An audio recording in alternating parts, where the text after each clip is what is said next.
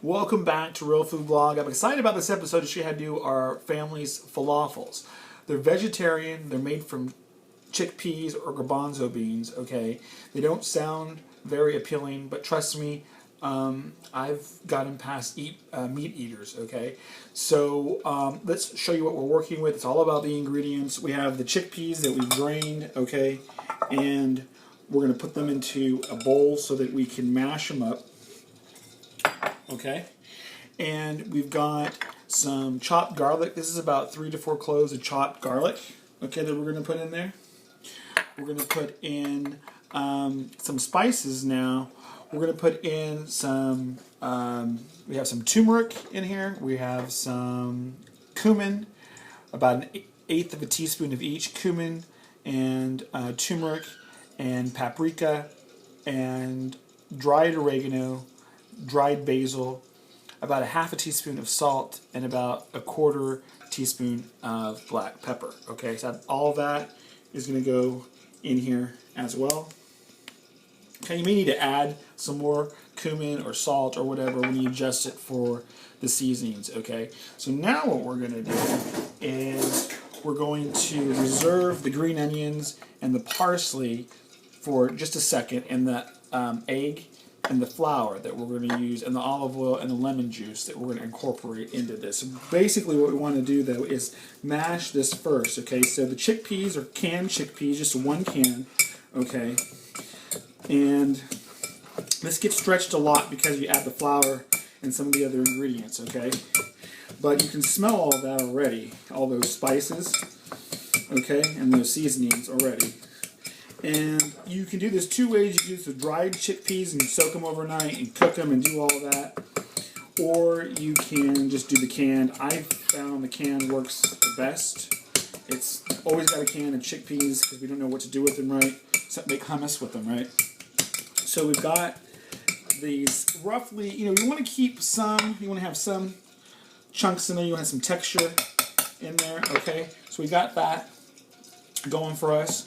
Now is the time we can add the, this is about 3 stalks of chopped green onion, about, I don't know, about a quarter of a cup of chopped fresh cilantro.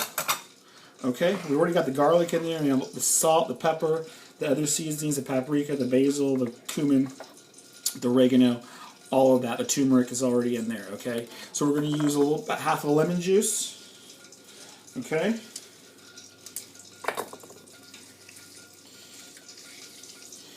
Okay, and we may need to use more, okay, after we taste it.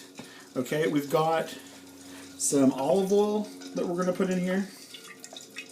Okay, probably about 2 tablespoons of olive oil, 1 to 2 tablespoons of olive oil, and then an egg that we're going to put in here. This is going to help bind all these ingredients when we add the flour, okay, and the baking powder. Okay, the baking powder is going to help the texture, okay? So now we're going to add all this in, and we're going to mix this up together, okay?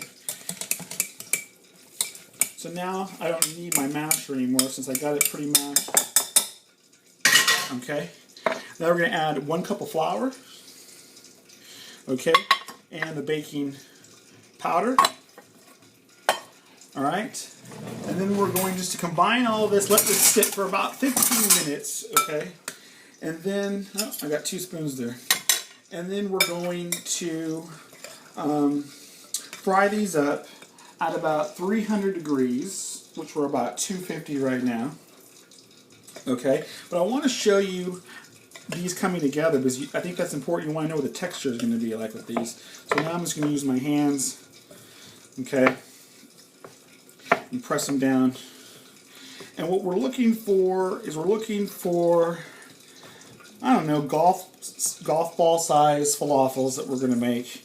And we want the dough to be not too wet, not too dry, right?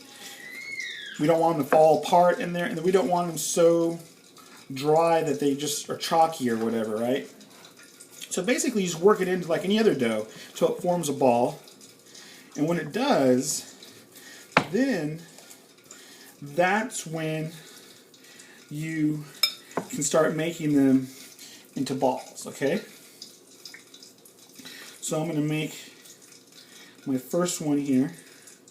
It's about a little less than a golf ball size, okay? Maybe a ping pong ball, just like that.